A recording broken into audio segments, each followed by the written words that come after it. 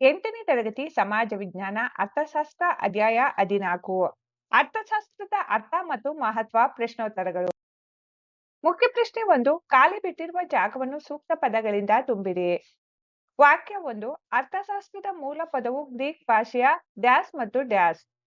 ಉತ್ತರ ಓಕೋಸ್ ಮತ್ತು ನೋಮೋಸ್. ಅರ್ಥಶಾಸ್ತ್ರದ ಮೂಲ ಪದವು ಗ್ರೀಕ್ ಭಾಷೆಯ ಓಕೋಸ್ ಮತ್ತು ನೋಮೋಸ್. ವಾಕ್ಯ 2. ಮೌರ್ಯರ ಆಸ್ಥಾನದಲ್ಲಿದ್ದ ಕೌಟಿಲ್ಯನು ರಚಿಸಿದ ಗ್ರಂಥ ಡ್ಯಾಸ್. ಉತ್ತರ ಅರ್ಥಶಾಸ್ತ್ರ. ಮೌರ್ಯರ ಆಸ್ಥಾನದಲ್ಲಿದ್ದ ಕೌಟಿಲ್ಯನು ರಚಿಸಿದ ಗ್ರಂಥ ಅರ್ಥಶಾಸ್ತ್ರ. 3. ಸರಕು ಸೇವೆಗಳಲ್ಲಿರುವ ಮಾನವನ ಬಯಕೆಗಳನ್ನು ತೃಪ್ತಿಪಡಿಸುವ ಗುಣಕ್ಕೆ ಡ್ಯಾಸ್ ಎನ್ನುವರು. ಉತ್ತರ ತುಷ್ಟಿಗುಣ. ಸರಕು ಸೇವೆಗಳಲ್ಲಿರುವ ಮಾನವನ ಬಯಕೆಗಳನ್ನು ತೃಪ್ತಿಪಡಿಸುವ ಗುಣಕ್ಕೆ ತುಷ್ಟಿಗುಣ ಎನ್ನುವರು. 4. ಹಣದ ಪ್ರತಿಫಲಕ್ಕಾಗಿ ಮಾಡುವ ದೈಹಿಕ ಮತ್ತು ಭೌತಿಕ ಕೆಲಸಕ್ಕೆ ಡ್ಯಾಸ್ ಎಂದು ಕರೆಯುತ್ತಾರೆ. ಉತ್ತರ ಆರ್ಥಿಕ ಚಟುವಟಿಕೆಗಳು. ಹಣದ ಪ್ರತಿಫಲಕ್ಕಾಗಿ ಮಾಡುವ ದೈಹಿಕ ಮತ್ತು ಭೌತಿಕ ಕೆಲಸಕ್ಕೆ ಆರ್ಥಿಕ ಚಟುವಟಿಕೆಗಳು ಎಂದು ಕರೆಯುತ್ತಾರೆ.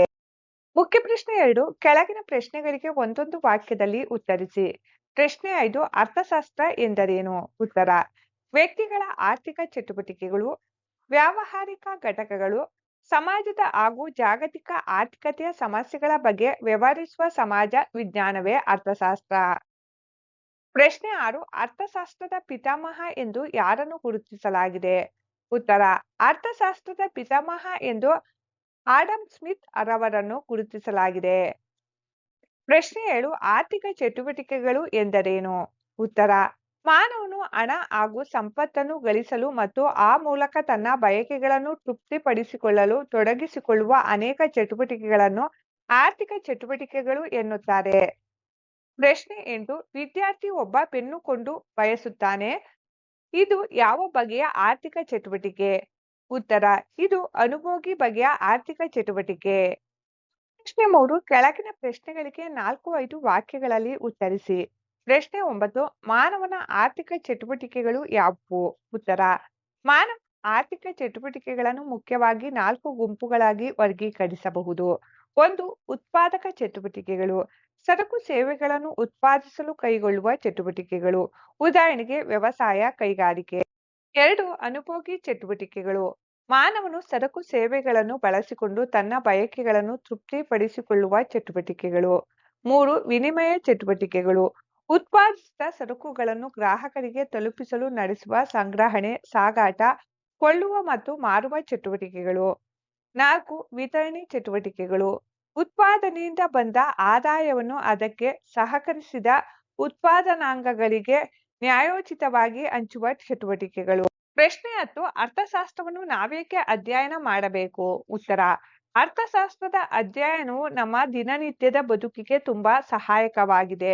ಏಕೆಂದರೆ ಇದು ನಮ್ಮ ಸುತ್ತಮುತ್ತಲಿನ ಬಡತನ, ನಿರುದ್ಯೋಗ ಮತ್ತು ಆರ್ಥಿಕ ಅಸಮಾನತೆಯಂತ ಸಮಸ್ಯೆಗಳನ್ನು ಅರ್ಥ ಮಾಡಿಕೊಂಡು ಪರಿಹಾರ ಹುಡುಕಲು ಸಹಾಯ ಮಾಡುತ್ತದೆ. ಮಿತವಾದ ಸಂಪನ್ಮೂಲಗಳಿಂದ ಅಮಿತವಾದ ಬಯಕೆಗಳನ್ನು ತೃಪ್ತಿಪಡಿಸಿಕೊಳ್ಳುವಾಗ ಎದುರಾಗುವ ಆಯ್ಕೆಯ ಸಮಸ್ಯೆಗಳಿಗೆ ಪರಿಹಾರ ನೀಡುತ್ತದೆ. ಉತ್ಪಾದಕರಿಗೆ ಏನೇನು, ಹೇಗೆ, ಯಾರಿಗಾಗಿ ಮತ್ತು ಯಾವ ಬೆಲೆಯಲ್ಲಿ ಉತ್ಪಾದಿಸಬೇಕು ಎಂಬ ಮೂಲಭೂತ ಗೊಂದಲಗಳಿಗೆ ಮಾರ್ಗದರ್ಶನ ನೀಡುತ್ತದೆ. ಬೆಲೆ ಏರಿಕೆಯಂತ ಕಾರಣಗಳನ್ನು ಗುರುತಿಸಿ ಆರ್ಥಿಕ ಸ್ಥಿರತೆಯನ್ನು ಕಾಯ್ದುಕೊಳ್ಳುವ ಉಪಾಯವನ್ನು ಸೂಚಿಸುತ್ತದೆ. ನೈಸರ್ಗಿಕ ಸಂಪನ್ಮೂಲಗಳನ್ನು ದಕ್ಷತೆಯಿಂದ ಬಳಸಿ ಮುಂದಿನ ತಲೆಮಾರಿಗೂ ಅವು ಸಿಗುವಂತೆ ಮಾಡುವ ಮಾರ್ಗವನ್ನು ತಿಳಿಸಿಕೊಡುತ್ತದೆ. ಪ್ರಶ್ನೆ 11. ಕಾಲದಿಂದ ಕಾಲಕ್ಕೆ ಅರ್ಥಶಾಸ್ತ್ರದ ಅರ್ಥ ಹೇಗೆ ಬದಲಾಗಿದೆ? ಉತ್ತರ ಅರ್ಥಶಾಸ್ತ್ರದ ವ್ಯಾಖ್ಯಾನವು ಕಾಲಕ್ಕೆ ತಕ್ಕಂತೆ ವಿಕಸನಗೊಳ್ಳುತ್ತಾ ಬಂದಿದೆ.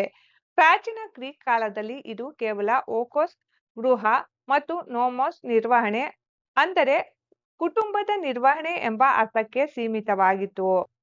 ಪ್ರಾಚೀನ ಭಾರತದಲ್ಲಿ ಮನುಸ್ಮೃತಿ ಮತ್ತು ಕೌಟಿಲ್ಯನ ಕಾಲದಲ್ಲಿ ಕೃಷಿ, ಕೈಗಾರಿಕೆ, ತೆರಿಗೆ ಮತ್ತು ರಾಜ್ಯಾಡಳಿತ ಮತ್ತು ಸಾರ್ವಜನಿಕ ಹಣಕಾಸು ನಿರ್ವಹಣೆಯ ವಿವರವನ್ನು ಒಳಗೊಂಡಿತ್ತು.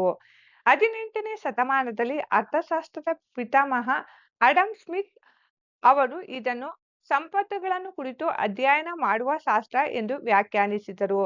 ಪ್ರಸ್ತುತ ಕಾಲದಲ್ಲಿ ಇದರ ವ್ಯಾಪ್ತಿ ವಿಸ್ತಾರಗೊಂಡು ರಾಷ್ಟ್ರ ಮತ್ತು ಅಂತಾರಾಷ್ಟ್ರೀಯ ಮಟ್ಟದ ಆರ್ಥಿಕ ಸಮಸ್ಯೆಗಳನ್ನು ನಿರ್ವಹಿಸುವ ಬೃಹತ್ ಶಾಸ್ತ್ರವಾಗಿ ಬೆಳೆದಿದೆ.